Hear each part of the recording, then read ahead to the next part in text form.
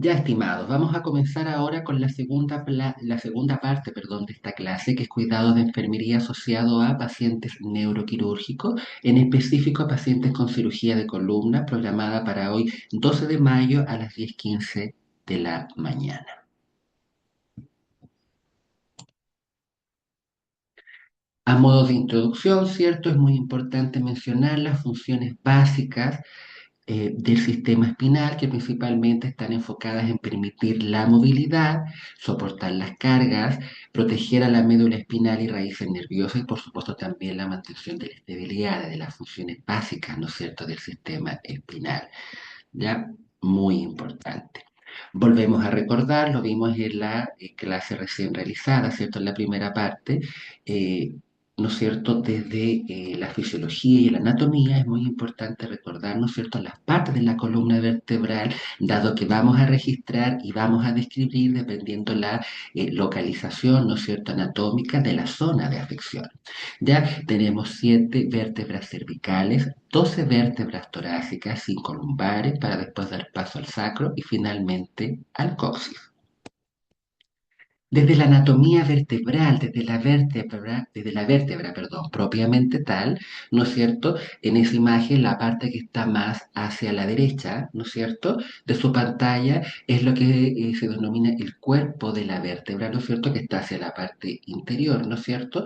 Y la columna posterior, más hacia el exterior, por decirlo así, ¿no es cierto?, son las apófisis espinosas. Y ustedes, como pueden ver, entre medio, ¿cierto?, se ve esta línea, ¿no es cierto?, amarilla hacia abajo, que es el canal vertebral, con la médula espinal y las raíces nerviosas, ¿ya? Por lo tanto, es muy importante que recuerden, ¿ya?, para cuando lean cartas operatorias, ¿no es cierto?, describan pacientes con patologías de columna, es probable que mencione las apófisis, el cuerpo de la vértebra, y usted, ¿no es cierto?, pueda asociar esto, ¿no es cierto?, desde el plano anatómico. ¿Cuál es la parte anterior, que está hacia adentro, la posterior más hacia afuera, ¿cierto? Y muy importante que por dentro pasa el canal vertebral y la médula espinal y las raíces nerviosas asociadas.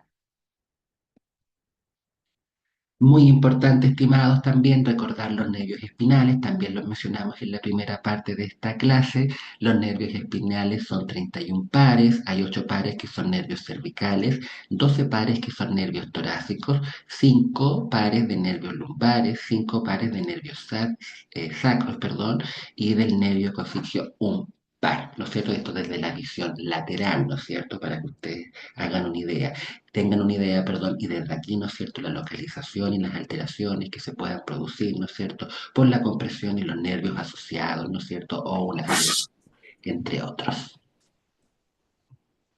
Silenciar la cámara, por favor, el micrófono. Continuando con la presentación, ¿no es cierto? Vamos a hablar de los dermatomas, ya esta imagen principalmente la tengo en este PPT, para que ustedes puedan ver, ¿no es cierto?, qué es lo que se afecta desde a nivel medular y cómo se genera, ¿no es cierto?, la alteración, ¿no es cierto?, o el síntoma que va a presentar el paciente, ¿no es cierto?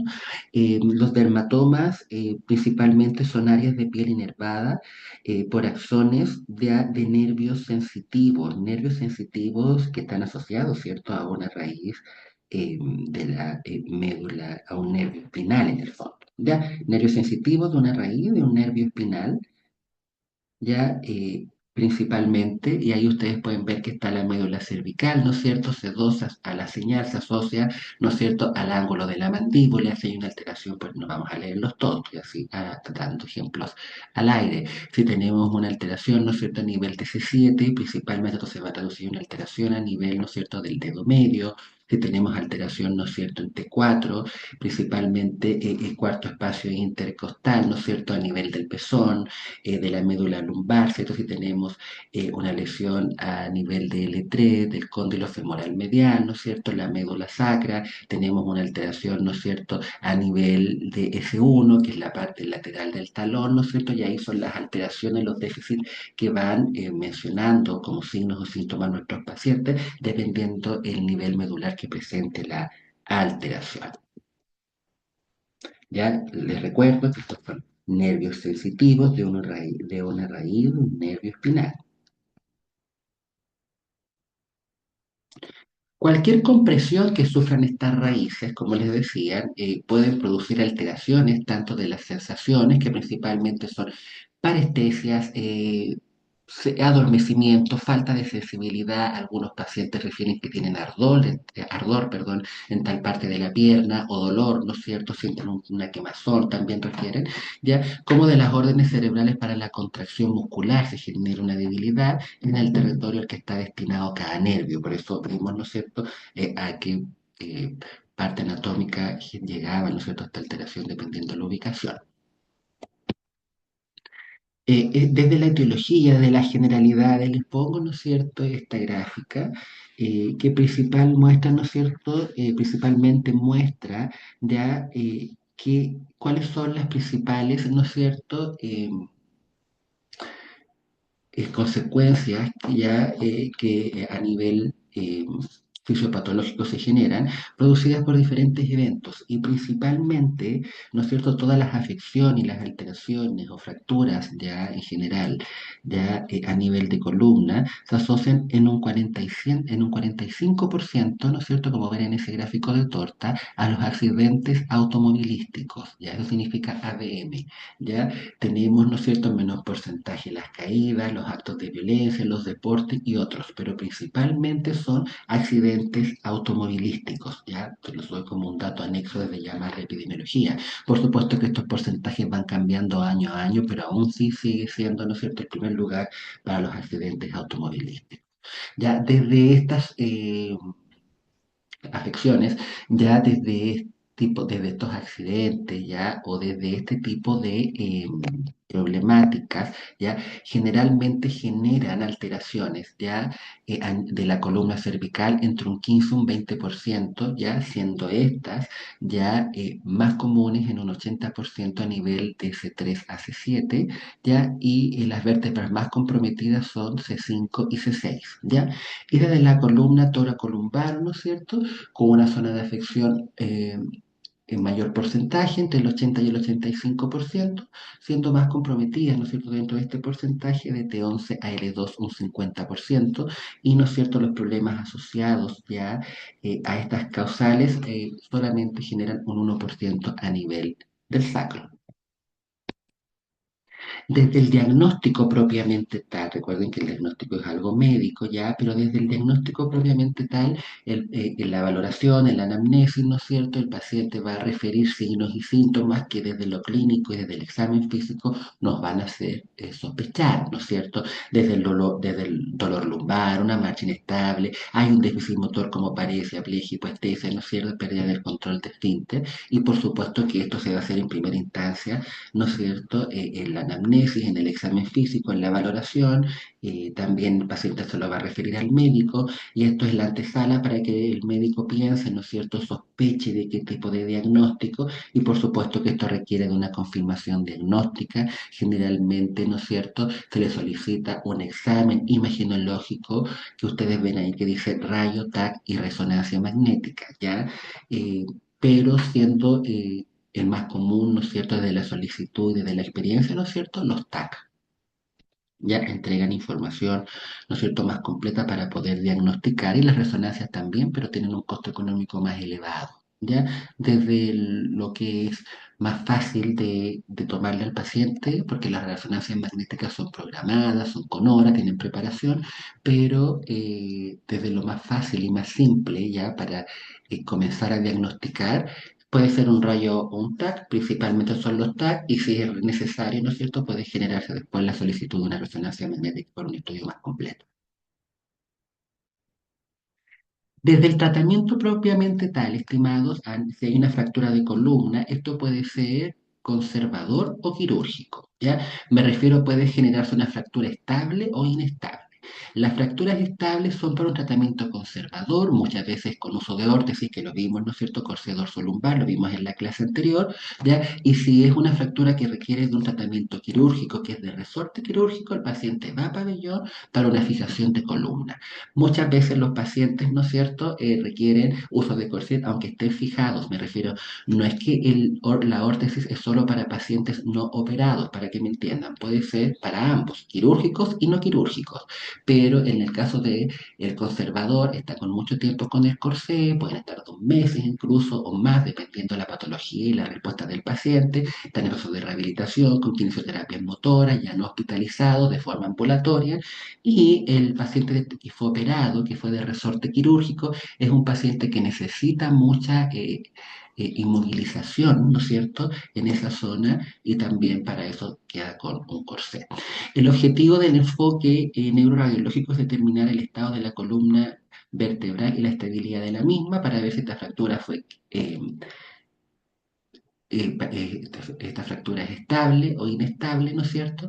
Y si es conservador o quirúrgico.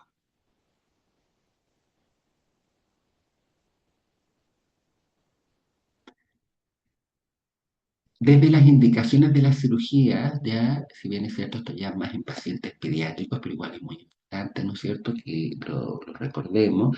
Las congénitas, ¿no es cierto?, los pacientes, ¿no es cierto?, pediátricos, ya desde el punto de vista congénito, que nacen con meningocele, ya, eh, que nace con un espacio, ¿no es cierto?, que se generan entre los huesos, entre las partes óseas de la columna, ya que sobresalen por el defecto óseo, ¿no es cierto? Y se genera este aumento de volumen, ya como ustedes pueden ver ahí, en donde están las meninges, ¿no es cierto? Y esto está, hay un saco lleno de líquido cefalorraquídeo.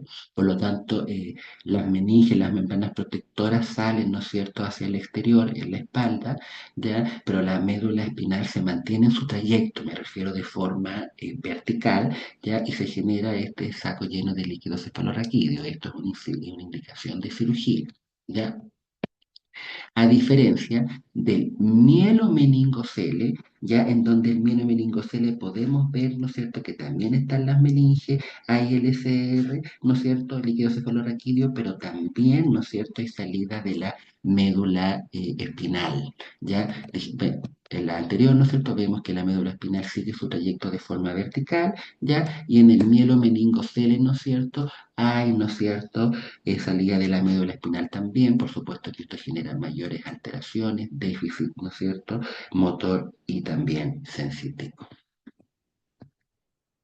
Dentro de las indicaciones de columna, indicaciones de cirugía de columna, perdón, ya más en lo que vemos nosotros en pacientes adultos, en servicios quirúrgicos, ¿no es cierto? Se asocia al trauma y a la fractura y a la luxación propiamente tal. Esto producido por caídas a nivel, accidentes automovilísticos de alto impacto generalmente, y que es lo que se busca es estabilizar la columna inestable, ¿ya? Y descomprimir el tejido nervioso, porque mientras más compresión se realiza, más alteraciones sensitivas y o motoras va a presentar el paciente, ¿ya? Como se ve, ¿no es cierto?, en esa imagen que está más al medio, la vértebra superior y la inferior, ¿no es cierto?, están comprimiendo, ¿no es cierto?, y hay una fractura ahí, que lo más probable es que sea estable, la de esa imagen, ¿no es cierto?, hacia el centro, y esto va a generar, ¿no es cierto?, también alteraciones, ¿no es cierto?, y compresiones. Ya, y en la imagen que ustedes ven, ¿no es cierto?, más a la derecha, ahí hay una imagen, ¿no es cierto?, animada, y al lado hay una imagen propiamente tal de un escáner, ¿no es cierto?, en donde ustedes ahí pueden evidenciar, ¿no es cierto?, que hay una fractura, ya hay un desplazamiento, y por supuesto que eso va a generar una compresión a nivel, ¿no es cierto?, de médula, y desde ahí, ¿no es cierto?, al déficit motor y biosensitivos como resultado. Aquí, ¿no es cierto?, podemos ver en las indicaciones, ¿no es cierto?, de cirugía también, aquellos pacientes con una espondilolestesis degenerativa, que es un debilitamiento de la carilla articular del tejido blando, provoca un desplazamiento anterior de la vértebra, como ustedes pueden ver ahí justo donde está el asterisco rosado, y este proceso está frecuentemente asociado a la reducción del espacio del canal vertebral. Ya ahí se ve también la imagen arriba, eh, una imagen de un examen. eh, Imaginológico propiamente tal, ese es un escáner. Y por supuesto, ¿no es cierto?, que este desplazamiento anterior genera una compresión a nivel de médula y también todos los déficits que nosotros podemos tener. Al presentar, ¿no es cierto?, podemos tener en un paciente que presente este tipo de patología o alteración. Las patologías degenerativas, ¿no es cierto?, que también son para indicación de columna, indicación de cirugía de columna, perdón, muy comunes son las hernias discales, más conocidas como las HNP, que son las hernias de núcleo pulposo. Patología GES, un problema GES, y en estos servicios hay muchos pacientes que están en lista de espera y que ingresan para ser operados, ¿ya? Generalmente esto genera un canal estrecho y hay una inestabilidad de la columna y a nivel de donde esté la lesión, ¿no es cierto?, la hernia de núcleo pulposo propiamente tal, ¿no es cierto?, es el déficit motor sensitivo que el paciente presente. Ya a modo de definición, esta hernia de núcleo de pulposo es una protrusión de material genatiloso central, como se ve en la imagen, de un disco intervertebral a través de una fisura en el anillo fibroso que lo rodea, ya, ¿no es cierto?, que lo contiene. Por lo tanto, ¿no es cierto?, ahí vemos la hernia discal principalmente, ya, donde está la protrusión, ya, y esto pues, produce, ¿no es cierto?, que el nervio espinal lumbar esté comprimido, ya, y esto a nivel de qué vértebra, ¿no es cierto?, eh, se produzca, es el tipo de alteración o déficit motor sensitivo que se genere. Puede producir una parestesia, si no es grande el déficit motor sensitivo, no se opera, esto es muy importante. Eh, los pacientes, desde la práctica, igual recuerdo muchas veces que llegaron pacientes que estaban en lista de espera para ser operados por una hernia del núcleo pulposo, lo evaluaba el neurocirujano en conjunto con el enfermero de turno, muchas veces estuve en esas evaluaciones y el paciente, el doctor le decía al paciente, el adormecimiento que siente usted es grande, puede realizar, no, no es grande, es pequeño, puede realizar, por ejemplo, le decía el doctor, sus actividades de la vida diaria sin problemas, puede conducir en el caso que maneje, sí, no hay problema, el dolor no, el dolor no es alto, del 1 al 10 que no te le pone, no, un EVA 2 de 10, o me tomo un analgésico, un paracetamol, qué sé yo, y se pasa, si esto no es grande, me refiero, si esta alteración o déficit motor sensitivo no genera, ¿no es cierto?, una alteración mayor, no es discapacitante, ¿no es cierto?, para el paciente, eh, no se opera, ¿ya? Y muchas veces vi pacientes que como tenían poco dolor y poco déficit eran dados de alta, porque eh, la intervención a nivel de columna es muy compleja, por lo tanto, se opera al paciente que realmente lo requiere, porque está con una alteración que produce una discapacidad principalmente asociada a un déficit motor y sensitivo, pero si no es así, lo puede mantener y es leve, el paciente no se opera.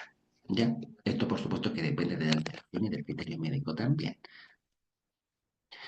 La hernia de núcleo pulposo, ¿no es cierto? Ya a nivel, ¿no es cierto?, de gráfica, ahí podemos ver cómo está la vértebra desde un plano, ¿no es cierto?, superior, vemos dónde está la médula espinal, ¿no es cierto?, el núcleo pulposo y el anillo fibroso. Al lado, ¿no es cierto?, vemos cómo se produce esta fisura, ¿no es cierto?, y el núcleo pulposo sale generando una compresión a nivel de la médula espinal y en la imagen que está más hacia la derecha de su pantalla, usted está viendo, ¿no es cierto?, en una imagen de escáner ya, de TAC, ¿no es cierto?, cómo, ¿no es cierto?, esta hernia está comprimiendo la médula espinal. ¿Cuáles son los compromisos de raíces lumbares más frecuentes? ¿No es cierto? Que el paciente va a referir como un adormecimiento, una parestesia, quizás siente entre una parestesia, un adormecimiento o un hormigueo, también puede referir el paciente asociado a un calor local o una quemazón, siente que se está quemando cierta parte de su pierna, por ejemplo, pero una quemazón moderada, me refiero, ¿ya? Si es a nivel de S1, que es la raíz nerviosa que está afectada, en las partes que están en negrita, ¿no es cierto? Son las partes que se ven más afectadas, se dan cuenta en el glúteo, en la parte posterior del muslo, pantorrilla, planta del pie hacia el talón. Si la compresión o la alteración es a nivel de la raíz nerviosa de L5, se ve ese trayecto y las partes que están en negrita es donde se focaliza la alteración y la parte que está más en plomo, más en plomo, perdón, hasta donde se puede llegar, ¿no es cierto? Ya, pero hasta donde se disemina en el fondo, pero la parte, eh, o se irradia, ¿ya? Pero la parte negrita es la parte central de la alteración, para que lo entiendan. Ya está, ¿no es cierto?, la pierna también si hay problema a nivel de la raíz nerviosa de L4 o la raíz nerviosa de L3, se dan cuenta que es distinto. En L3 es más corta el trayecto de la alteración, por decirlo de alguna forma, partiendo del glúteo por la cara lateral y luego anterior del muslo, ¿no es cierto? Y ahí está la parte negrita donde está el centro de esta alteración y se irradia la parte ploma. ¿Ya? ¿No es cierto? L4 es hasta la cara anterior, ¿no es cierto? Más por la cara anterior me refiero y no llega hasta el pie como L5 y S1 que L5 va por la parte anterior, ¿no es cierto? Del pie y S1 más hacia la planta, ¿ya? Y dependiendo de dónde esté la compresión y la alteración es el signo y síntoma que va a usted percibir en el paciente de acuerdo a la valoración y él lo va a describir muchas veces. Esto también se va a asociar a veces a la baja de puntaje en la escala de Danis por la fuerza muscular, generando parestesia muchas veces en nuestros pacientes. La columna inestable ya es la incapacidad de la columna para mantener una alineación adecuada que conlleva una disfunción neurológica producto de la lesión o irritación de la médula, dolor incapacitante o deformidad. Pero como les dije, la columna inestable es la que generalmente requiere de un resorte quirúrgico, ya que la operación que se le realiza se llama fijación de columna. L5 o S1, dependiendo del nivel, ¿no es cierto?, de la fijación de columna, más la fijación de columna a nivel de L4, L5, L5, S1, me refiero, es fijación de columna más la vértebra, ¿no es cierto?, el nivel vertebral que está afectado. Aquí podemos ver, ¿no es cierto?, imágenes de columnas inestables que son para resorte quirúrgico, me refiero, no son solo para un tratamiento conservador con uso de dispositivos, perdón, u órtesis, ya requiere de una cirugía.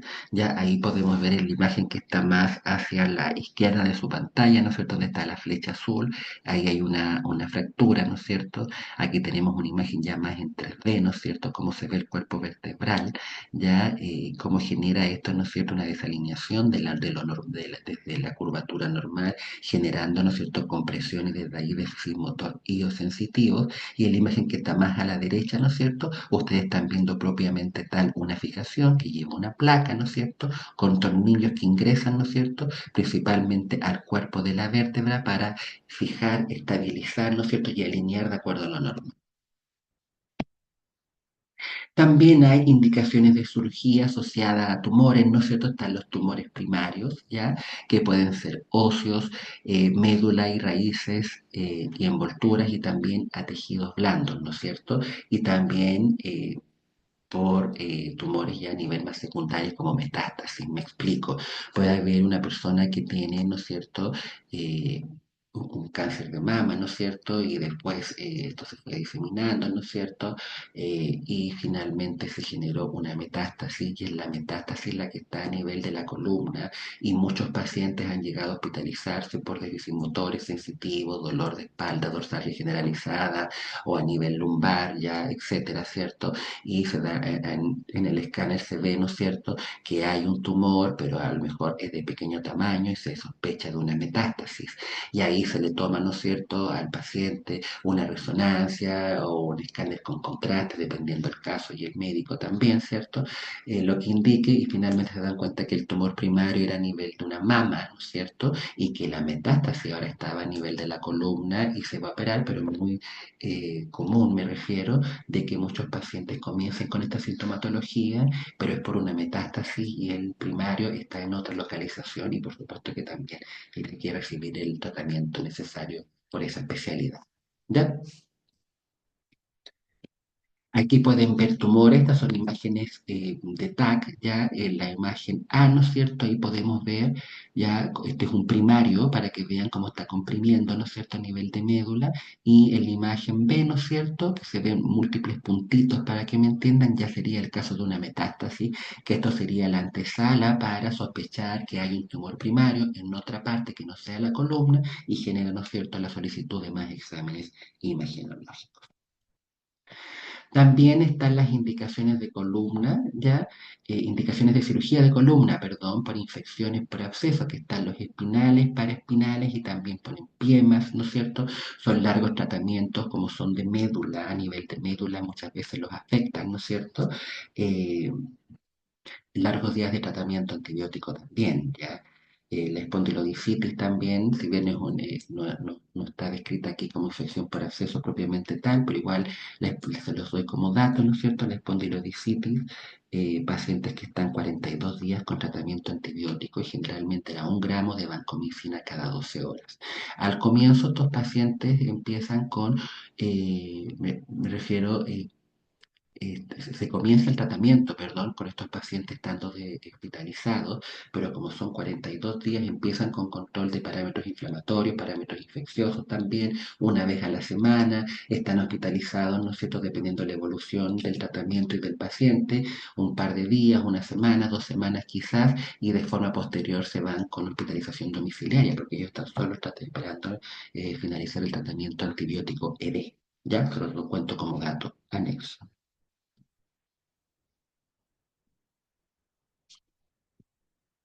También está el acceso epidural raquídeo, ¿no es cierto? Como ustedes pueden ver ahí, ya. También, ¿no es cierto?, de las indicaciones de cirugía. Y también está el trauma raquimedular, que es la mayoría de las lesiones vertebrales que ocurren a nivel de C1 y C2, C4 a C6 y de T11 a L2. Son lesiones propias de adultos jóvenes entre 20 y 30 años, preferentemente varones. ¿Por qué creen ustedes que principalmente los hombres somos los afectados con este tipo de patología? Porque principalmente son caídas a nivel, ¿no es cierto? Pacientes que trabajan de acuerdo a su oficio, ¿cierto? Su profesión, en lugares que tienen mayor exposición, ¿no es cierto?, a accidentes, también, ¿no es cierto?, accidentes de motocicletas, de vehículos, ¿no es cierto?, también se asocian, ¿ya? Y la mortalidad global precoz oscila entre el 5 y el 20%, por supuesto que dependiendo del nivel lesionado y siendo mayor para los segmentos superiores y a veces también si es un accidente de alto impacto, ¿cierto? Hay muchas otras patologías también que están acompañando. Desde el trauma raquimedular, los mecanismos de producción asociados a la fisiopatología, dependiendo, ¿no es cierto?, el accidente, si fue una caída, el nivel de impacto, ¿no es cierto?, si fue por aplastamiento, entre otros, ¿ya? Se puede generar una flexión en donde ustedes pueden ver ahí que se están presionando, ¿no es cierto?, los cuerpos de las vértebras, ¿no es cierto?, y separando eh, las apófisis, ¿no es cierto?, están más distanciadas, espacial, hay un espacio ahí, o una compresión axial en donde, ¿no es cierto?, la vértebra de arriba está haciendo fuerza a la que está al medio, que es en amarillo, ¿cierto?, generando incluso hasta una fractura, ya, y un desplazamiento hacia posterior, ya. La flexión también de la compresión axial, ¿cierto? Donde podemos ver que la vértebra superior, ¿no es cierto?, está generando fuerza y la apófisis, ¿no es cierto?, hacia arriba, ya, y la que está abajo también generando un espacio en la del medio, que eso también puede generar un desplazamiento.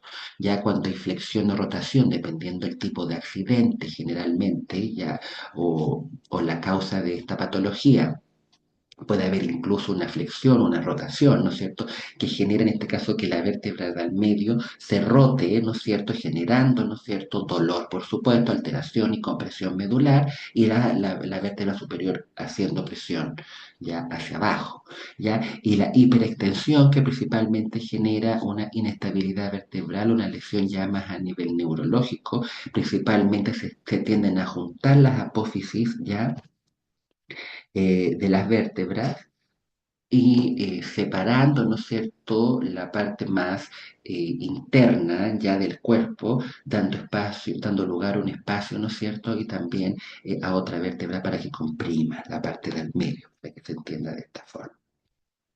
Esto es para que ustedes lo sepan desde lo general. Es muy difícil, ¿no es cierto?, cuando la valoración logra identificar que tuvo un accidente y generó una flexión y una compresión axial. Esto ya es a nivel imagenológico, ¿ya?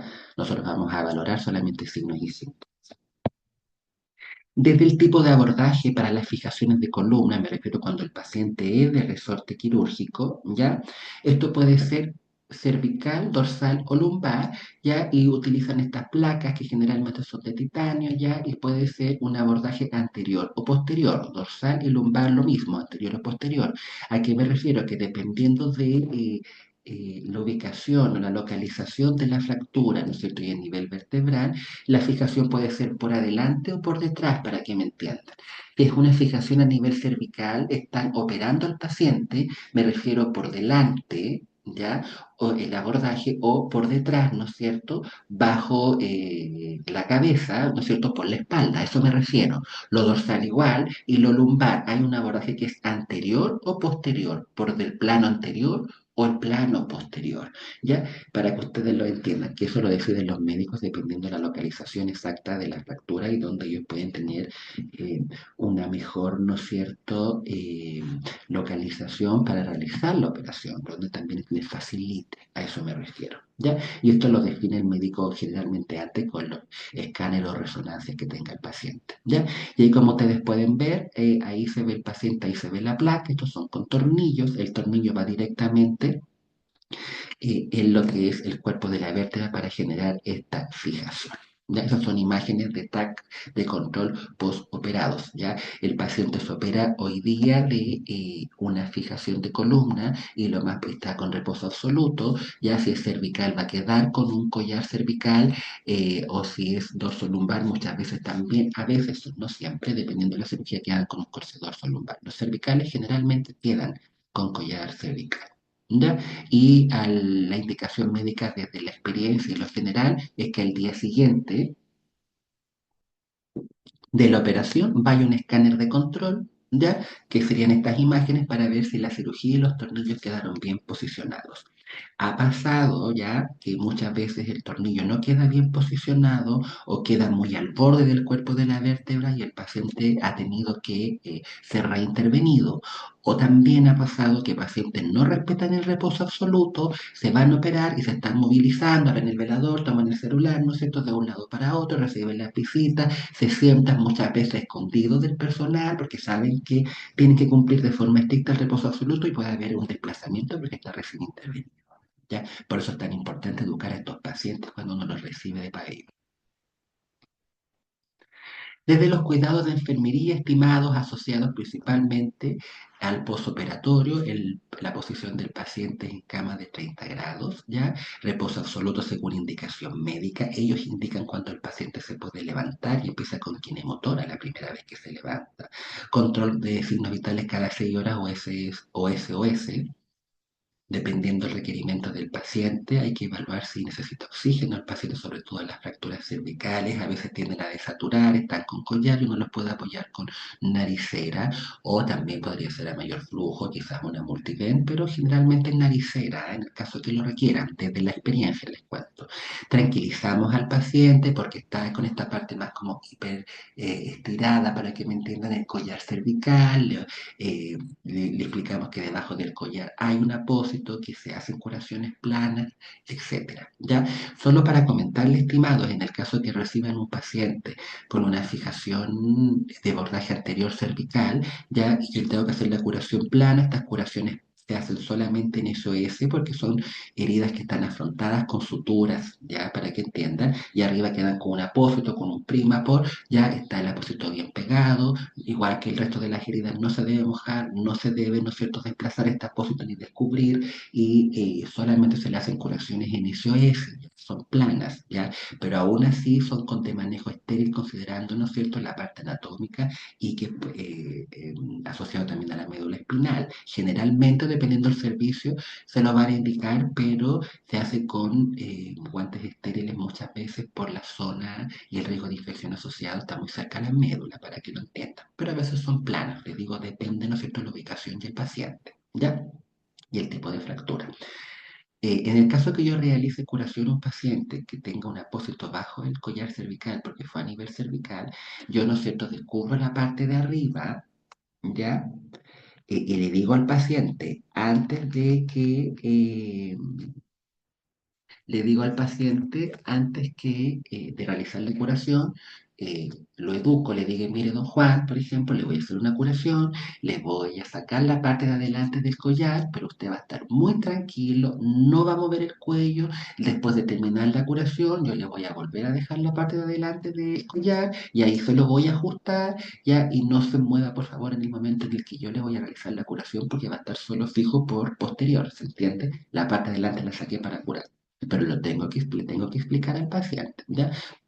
Dolor mínimo el que pueda sentir el paciente por la palpación asociada o la manipulación a la curación en el fondo, ¿ya?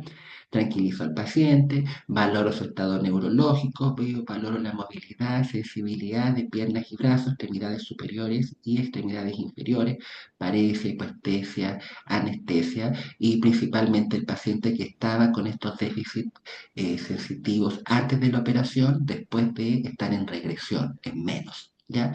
Vamos a valorar la herida operatoria y se administra analgésicos según indicación médica. Ellos salen con reposo absoluto hasta que el médico determine, ¿no es cierto?, iniciar con kinemotor y reposo relativo asistido. Y ahí ya empezamos a prepararnos para el alta dependiendo la tolerancia. Muy importante valorar signos de focalización, ¿no es cierto?, las alteraciones motoras, valorar diuresis espontánea del paciente y control de esfínteres que se asociaba a una hipostesia genital, ¿no es cierto?, y también incluso post-pabellón. Recuerden que es muy importante ver si el paciente orinó. Estos pacientes siempre tienen indicado uso de MAE. MAE significa media antiembólica, ya para la prevención de TBP, porque están con reposo absoluto al principio. Movilizar al paciente en bloque, ya hace que el paciente en las fijaciones de columna, generalmente más lumbares, ya más hacia abajo, para que me entiendan, ya muchas veces salen con un drenaje Mosú, que esto se debe cuidar como corresponde, se realiza la medición una vez al día, explicarle al paciente que está con un drenaje, que no se vaya a mover de forma brusca ni a tirar sin querer, ¿no es cierto?, que solo un punto lo sujeta a la piel, ya, etcétera, etcétera. Y en estos casos, ya, el Hemosuc lo retira el neurocirujano y nosotros como enfermeros asistimos al médico, ya una técnica estéril, ¿no es cierto? Y el paciente en la zona de inserción, ¿no es cierto?, donde justo entraba el drenaje, para que entiendan, instala una sutura, deja un punto ahí. Por eso lo hacen los médicos, para que quede bien sellada esa parte, para evitar una puerta de entrada, ¿no es cierto?, a nivel de columna, de algún microorganismo y también de médula. Entonces, para que quede bien cerrado eso, se queda con una sutura y nosotros lo asistimos y lo hace el médico, ¿no?, generalmente. ¿Ya? Valorar el débito de los drenajes, cantidad y características, y por lo general estos drenajes no están más de 5 días y se retiran con un débito menor a 100 cc y retiro por neurocirujano más sutura, que es lo que les acabo de decir. Entonces, el paciente superó el día lunes, ¿no es cierto? Es probable que tenga 150 cc de débito hemático, ya, o cero hemático, y el día siguiente tiene 70. Si ya tienen menos de 100, el neurocirujano va a indicar retiro y que le prepare, ¿no es cierto?, el material, y uno lo cita también como enfermero. Y si el paciente está con 100, 150, 120 y no baja el débito al quinto día, igual lo van a retirar por el riesgo de infección asociada, ¿ya? Pero generalmente, estimados, siempre esto va bajando. El primer día es un débito, no se imaginen que algún paciente va a estar con 500 cc, no, nunca he visto tantas cantidades. Generalmente 200, 300, 100 y algo, para que se imaginen, y esto va bajando de forma progresiva, y generalmente en un paciente que presenta una buena evolución, al tercer día ya debería estar alrededor de los 70 cc, ya, o menos de 100, para que el médico indique el retiro. Vigilancia de las LPP, ¿no es cierto?, es muy importante. Valorar signos de infección en herida operatoria, uso de órtesis según indicación médica, collar, corset, dependiendo de la indicación.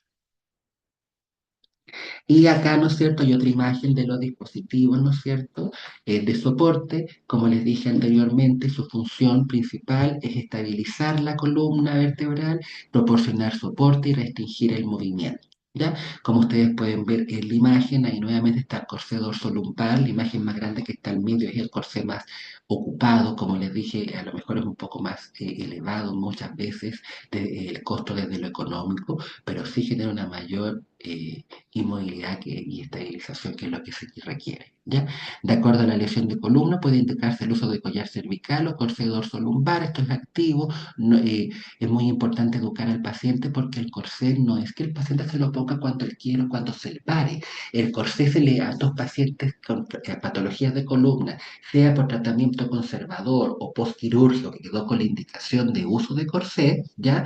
El paciente hay que indicarle cuando se va al alta, porque se lleva el corsé, por supuesto, generalmente lo tienen que comprar ellos, ya de su bolsillo, no lo cubre, ¿no es cierto?, la hospitalización propiamente tal, se educa al paciente, el kinesiólogo le enseña muy bien cómo tiene que instalarse, ¿no es cierto?, este corsé, y la indicación es que el corsé se saca solo cuando el paciente está acostado, de cúbito supino, de forma horizontal.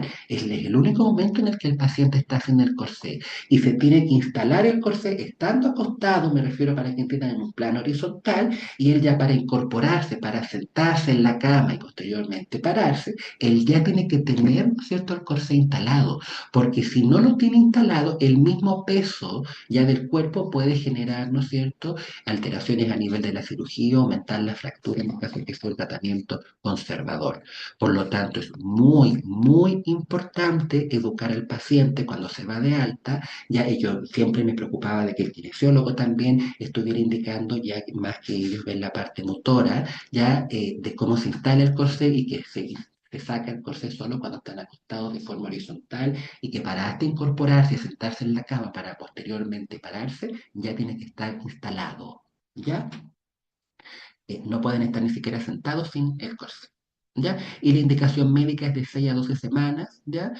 Para el corsé, esto es de acuerdo a la cirugía. Lo mismo con los collares cervicales, pero como les dije, el Filadelfia, que es el que está al lado derecho de su pantalla, en la imagen superior, es el más ocupado, ¿ya? Por estos tipos de cierres, se ajusta mejor. Fijarse bien de que muchas veces recibí pacientes de urgencia que venían con la parte de adelante al revés. Ya recuerde que trae justo ahí el espacio para que encaje con el mentón, ¿ya? Y el de abajo, ya que es uno blando, que la verdad es que muchas veces se usa en casos de urgencia y de forma provisoria porque el paciente se puede mover con facilidad, termina siendo más como un cuello tipo bufanda, ¿no es cierto? Más que generar la estabilidad y la inmovilización que yo quiero en mi paciente, ¿ya? Por eso generalmente es el corse dorsolumbar o el bivalva, que es el collar Filadelfia. Ya, estimados.